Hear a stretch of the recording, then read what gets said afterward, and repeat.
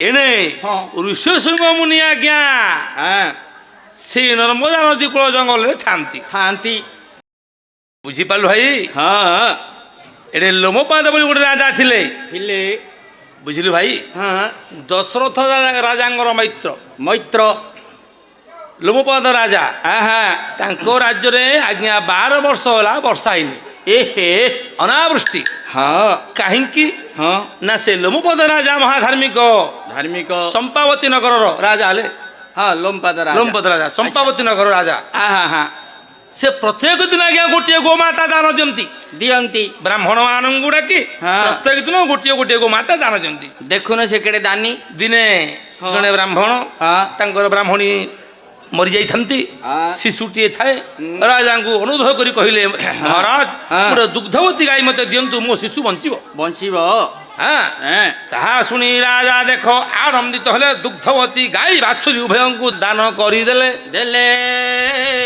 ଗାଈ ହରିଣ ହେ ବିପ୍ର କରିଲେ ଗମନ, ନିଜ ପୁରେ ବ୍ରାହ୍ମଣ ହେ ମିଳିଲେ ଯାଇଣ। 2-4 ଦିନ ସେବା ଗାଈ କି କରିଲେ। 4-6 ଦିନ ପରେ ଗାଈ ପଳାଇଲେ। ଆଜ୍ଞା 2-4 ଦିନ ସେବା କରୁଛନ୍ତି। ଗାଈଟାକୁ କେମିତି ଫିଟେଇ ଦେଇଛନ୍ତି। ଗାଈଟା ଆଜ୍ଞା ସେ ଗୁହାଳୁ ପଳେଇ ଯାଇ ରଜାହର ମେଳରେ ଧନ୍ୟ ପଶି ଯାଇଥିବ। ହେଲେ ବୁଲି ବୁଲି ସେ ଗାଈ ଆଜ୍ଞା ଯାଇଛି ସେ ରଜାଙ୍କର ଯୋଉ ଗୋଷ୍ଠ ଅଛି ସେ ରାଜାଙ୍କର ଗୋଷ୍ଠରେ ପଶିଗଲା। ହଜାର ଗାଈ ଆଜ୍ଞା। ରାଜା କାହିଁକି ଜାଣିବେ ଏ ବ୍ରାହ୍ମଣ 4 ଦିନ ଯୋଉ ଖୋଜୁଛନ୍ତି ତାଙ୍କ ଗାଈକି, କିନ୍ତୁ ପିଲାଟା ଉପବାସରେ ଅଛି। ଖୋଜି ଦେଖ ବ୍ରାହ୍ମଣ କରୁଛନ୍ତି ଗମନ, ନ ପାଇ ହତାଶ ହୋଇଣ। କେତେ ଦୁଃଖ ମନେଣ। ଆରେ ପିଲାଟି କେମିତି ବଞ୍ଚିବ ସେ ଚିନ୍ତା ଲାଗିଲା। ଗାଈଟି ମିଳିଲାନି, ମୋ ପିଲା କେମିତି ବଞ୍ଚିବ। ସେ ଯୋଉ ଆଜ୍ଞା ଗାଈଟା ଗୋଷ୍ଠ ରହିଲା, ସେଇଦିନ ରାଜା ସେ ଗାଈଟିକି ଆଉ ଗୋଟିଏ ବ୍ରାହ୍ମଣକୁ ଦାନ କରୁଛନ୍ତି। ସେ ଗୋମାତାକୁ ଧରି ଅନ୍ୟ ବ୍ରାହ୍ମଣ ସେ ରାସ୍ତାରେ ଯାଉଛି। ଏକାଳେ ଏ ଯୋଉ ହଜିଥିବା ବ୍ରାହ୍ମଣ ଗୋରୁ ଗାଈ ସେ ବ୍ରାହ୍ମଣ ଦେଖିଦେଲା। କହିଲା କି ହୋ ଗୋସାଇଁ, ଏ ଗାଈଟା ମତେ ଗଲା ସପ୍ତାହରେ ରାଜା ଦାନ ଦେଇଥିଲେ। 2 ରାଜାର ଗୋଟେ ଜାଗାରେ ଏଇଟା ମୁଁ ଚରିବାକୁ ଫିଟେଇଥିଲି। ନାଇଁ 2 ବ୍ରାହ୍ମଣର ଗୋଟେ ଜାଗାରେ ଆକ୍ସିଡେଣ୍ଟ ହେଲା ମୁହାଁମୁହିଁ ହେଲେ। ଏ କହିଲେ ଇଏ ତ ମତେ ଦାନ ଦେଇଥିଲେ, ହେଲେ ତମେ କେମିତି ମୋର ଗାଈଟା ଚୋରେଇକି ନେଉଛ? ଏ ଗାଈଟା ମୁଁ କଲର ଚିହ୍ନ କରିଥିଲି ଦେଖିବା। ଦେଖ ଗୋସାଇଁ ମିଥ୍ୟା କଥା। ବର୍ତ୍ତମାନ ମତେ ରାଜା ଦାନ ଦେଲେ ଗାଈ। ଚାଲ ଯିବା ପଚାରିବା ରାଜାଙ୍କୁ। ଆଜ୍ଞା 2 ବ୍ରାହ୍ମଣ ମିଶି ଲୋମପାଦ ରାଜାଙ୍କ ନିକଟରେ ପହଞ୍ଚିଗଲେ। ସେ ଗାଈଟିକି ଧରି ସେଠିକି ପହଞ୍ଚିଗଲେ ଗାଈକି ଧରିକିରି। ରାଜା ଧର୍ମ ଆସନରେ ବସୁଛନ୍ତି ନିଜର ସିଂହାସନରେ। ଏଇ କାଳେ 2 ବ୍ରାହ୍ମଣ କରପତ୍ରଟି କହିଲେ ହେ ମହାରାଜ। ପ୍ରଥମ ବ୍ରାହ୍ମଣ କହିଲେ ଏ ଗାଈଟି ଆପଣ ଗଲା ସପ୍ତାହରେ ମତେ ଦାନ ଦେଇଥିଲେ ମୋ ପିଲାକୁ ଖୁଆଇବା ପାଇଁ। ଏ ବ୍ରାହ୍ମଣ ମୋ ଗୁହାଳୁ ଫିଟିଥିଲା ଚୋରିକି ନେଉଛି। ହେଲେ ଯେତେବେଳେ ସାଙ୍ଗେ ସାଙ୍ଗେ ତ ରାଜା ଦାନ ଦେଇଛନ୍ତି ଗାଈଟାକୁ ଚିହ୍ନି ପାରିଛନ୍ତି।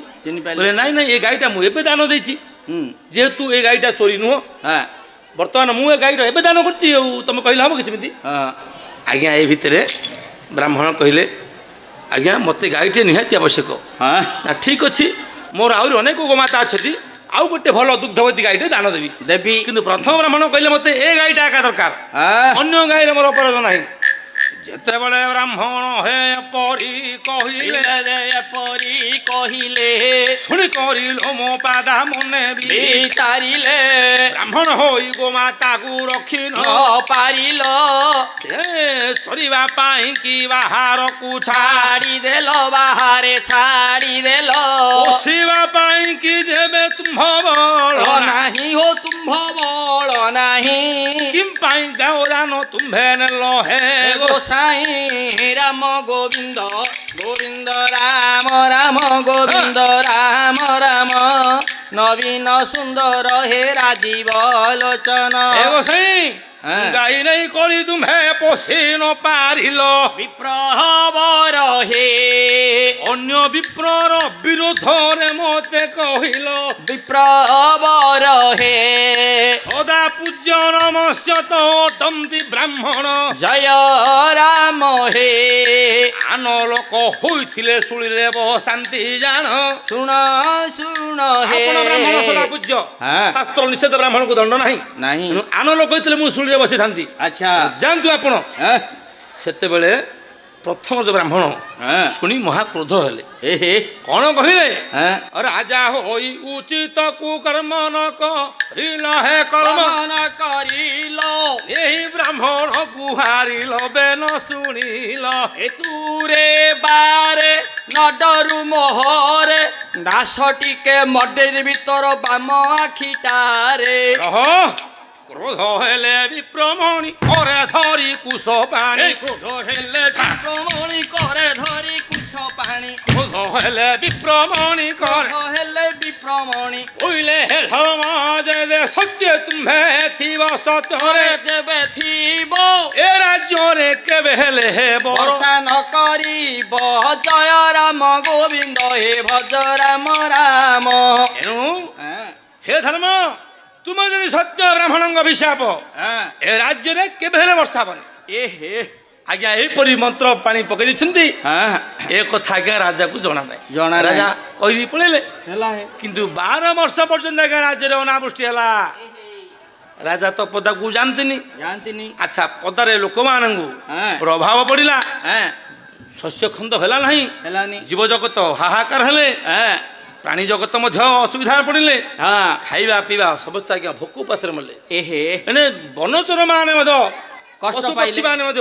ଜଳ ରାଜ୍ୟକୁ ଯାଇ ଆଶ୍ରୟ ନେଲେ ଜଳ ଅଭାବରେ କଷ୍ଟ ଏଣୁ ପାଇଲେ ପ୍ରଜାମାନେ କେତେ ମରିଗଲେ କେତେ ମଧ୍ୟ ରାଜ୍ୟ ଛାଡ଼ିକି ପଳେଇଲେ ହଁ ହଁ ରାଜ୍ୟାନ୍ତର ହେଇଗଲେ ଦିନେ ମନ୍ତ୍ରୀ କହୁଛନ୍ତି ହଁ ମହାପ୍ରଭୁ ଆପଣ ଅନ୍ତଃପୁରେ ରହିଲେ କିନ୍ତୁ ପ୍ରଜାମାନଙ୍କ କିଛି ଦୁଃଖ ବୁଝିଲେନି କଣ ହେଇଛି ମନ୍ତ୍ରୀ ନା ଦୀର୍ଘ 12 ବର୍ଷ ଦେଖ ହୋଇଗଲା ଅନାବୃଷ୍ଟି ହୋଇ କରି ହେ ଦେଖ ରାଜ୍ୟ ଜଳିଗଲା ହାହାକାର ହୋଇ ପ୍ରଜାମାନେ ମରୁଛନ୍ତି ଦେଖୁନ ଦୁବୁଲା ଘାସ ଟିକେ କୋଉଠି ନାହିଁ ସେତେବେଳେ ଲୋମପାଦ ରାଜା ବିଚାର କଲେ ବୋଧେ ଦୋଷଟା ହେଲା ଇନ୍ଦ୍ରର ଏହେ କାହିଁକି ନା ବର୍ଷା କରିବା ଦାୟିତ୍ୱ ହେଲା ଇନ୍ଦ୍ରଙ୍କର ଏଣୁକରି ସେ ହେଲେ ଜଳ ମନ୍ତ୍ରୀ ସେତେବେଳେ ଧନୁଷ ଧରିଲେ ଆରେ ଲୋମପାଦ ରାଜା ବୋଲେ ଇନ୍ଦ୍ର ଆଜି ମୁଁ ଆସୁଛି ତୋ ପାଖକୁ ଯୁଦ୍ଧ କରିବା ଯଦି ମୋ ରାଜ୍ୟରେ ଅନାବୃଷ୍ଟି ହେଲା ତେବେ ଇନ୍ଦ୍ର ଜାଣିବୁ ମୋର ପରାକ୍ରମ ଏହେ ସେତେବେଳେ ଲୋମପାଦ ମହାକ୍ରୋଧ ହେଲେ ମହାକ୍ରୋଧ ହେଲେ ଧନୁଷର ଧରି ହେ ବାହାର ହୋଇଲେ ବାହାର ହୋଇଲେ କରି ହେ କରିଲେ ମନ ସ୍ୱର୍ଗକୁ ଯାତ୍ରା କଲେ ଲୋମପଦ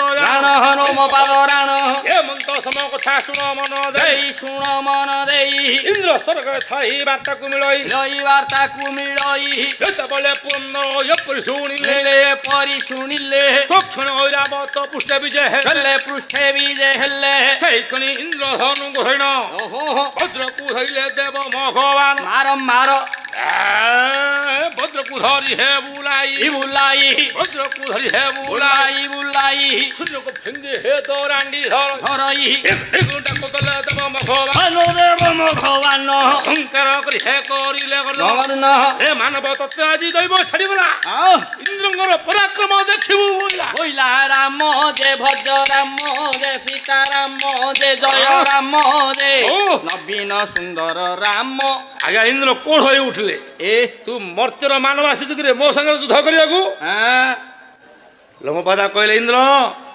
ମୋ ରାଜ୍ୟରେ 12 ବର୍ଷ କାହିଁକି ଅନାବୃଷ୍ଟି ହେଲା ମୁଁ ଜାଣିବାର କିଛି ଅପରାଧ କରିନି ତୁମେ ଇନ୍ଦ୍ର ହେଲା ମଧ୍ୟ ମୁଁ ତମକୁ ଛାଡ଼ିବିନି ଆମେ ଭୋଟ ଦେଲୁ ତମେ ଇନ୍ଦ୍ର ହେଲ ନା ବୋଇଲେ ଇନ୍ଦ୍ର କହିଲେ ବୋଇଲେ ବୁଝିଲ ତମେ ଗୋଟେ ମହାପାପୀ କଣ କହୁଛ କିଛି ପାପ କରିନ ନା ପ୍ରଭୁ ମୁଁ କି ପାପୀ ନା ତୁ କି ପାପ କରୁଛୁ ମୁଁ କହିବିନି ତୁ ନିଜେ ଖୋଜେ କି ପାପ କରୁଛୁ ଆରେ ରେ ତୋ ପାପ କଥା ମୁଁ କହିବିନି ତୁ କି ପାପ କରୁଛୁ ଅନ୍ୱେଷଣ କରି ବାହାର କରେ ତାର ପ୍ରତିକାର କଲେ ଇନ୍ଦ୍ର ବର୍ଷା କରିବେ ଦେବେ ଏଣୁ ତୁ କଣ ଭାବୁଛୁ ନିଜେ ନିଜେ ମହାଧାର୍ମିକ ବୋଲି ଏଣୁ ବିଚାର କଲେ ଲୋମପଦ ରାଜା ଯେ ମୋର ମଧ୍ୟ କିଛି ଦୋଷ ଅଛି ଆଚ୍ଛା ଏବଂ ତ ବିଚାର କରିଣ ଲୋମପାଦ ରାଜନ ଲୋମ ପାଦ ରାଜନ ଦୁଃଖିତ ମନରେ ସ୍ୱପୁରେ କରିଲେ କଗମନ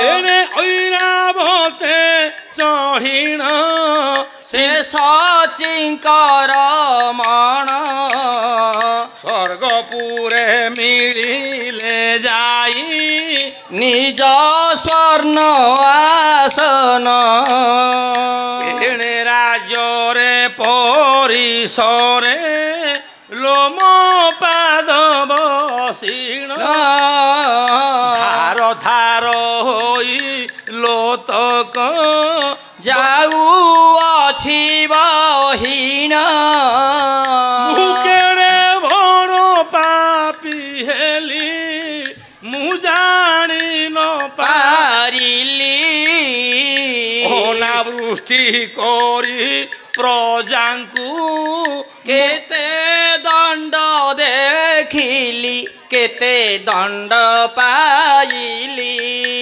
ଆରେ ଧିକ ଧିକ ଅଟେ ମୋ ଜୀବ ଯାହା ମୁଁ ବଞ୍ଚି ଅଛି ବୃଥା ଚକ୍ରବର୍ତ୍ତୀ ବୋଲିଣ ନାମ ମୁଁ ବୋଲାଉଛି ଏଣୁ ନିଜକୁ ଶତଧିକ କଲେ ଲୋମପାଦ ରାଜା ଆଚ୍ଛା ଯେ ମୋ ଭଳିଆ ଗୋଟେ ଧିକ ରାଜା ଠିକ ରାଜା ପ୍ରଜାମାନଙ୍କୁ ମୁଁ ସୁରକ୍ଷା ଦେଇପାରିଲିନି ଯେହେତୁ ମୋ ରାଜ୍ୟରେ ଏଣୁ 12 ମୋ ବର୍ଷ ରାଜା ହେଲାଣି ଗଣଙ୍କୁ ବର୍ଷା ଶତଧିକ ହଉନି ଏଣୁ ନିଜକୁ ଧିକାର କରି ଆଁ, ଦୁଃଖିତ ମନରେ ରହିଥାନ୍ତି ଲୋମପାଦ ବୀର ଏହେଁ, ପଣ୍ଡିତ ମଣ୍ଡଳୀ ଏଥୁମତେ ଆଲୋଚନା କର କର। ଆଜ୍ଞା ବ୍ରହ୍ମାଙ୍କ କୁମର ହେ ନାରଦ ମୁନିବର ଆଚ୍ଛା ମନ ମଧ୍ୟରେ ହେ ମୁନି କହିଲେ ବିଚାର ହଁ, ହଁ,